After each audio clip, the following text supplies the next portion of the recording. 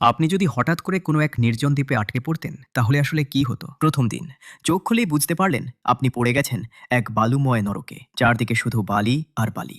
আপনি একাই বেঁচে আছেন, মাথার উপর জ্বলন্ত সূর্য।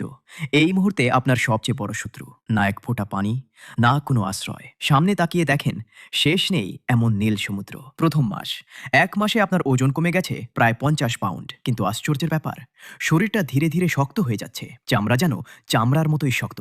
লবণ আর রোদে পুড়ে পুড়ে বদলে গেছে। পানির দিকে তাকিয়ে নিজের প্রতিচ্ছবি দেখলে মনে হয়, এই মানুষটা কি সত্যিই আমি? 6 মাস পর কাঁচা মাছ আর ফল খেতে খেতে আপনি একেবারে বিরক্ত। তখন আপনি একটা লাঠি ধার করেন।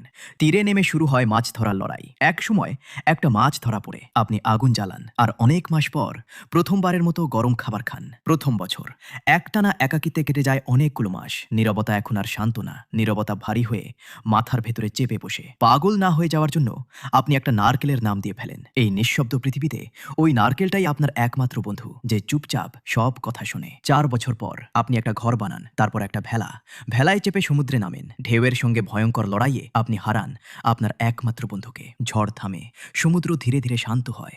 দূরের দিগন্তে একটা জাহাজ আপনাকে দেখতে পায়। শুরু হয় উদ্ধার অভিযান। আপনি বাড়ি ফিরছেন, অবশেষে বাড়ি।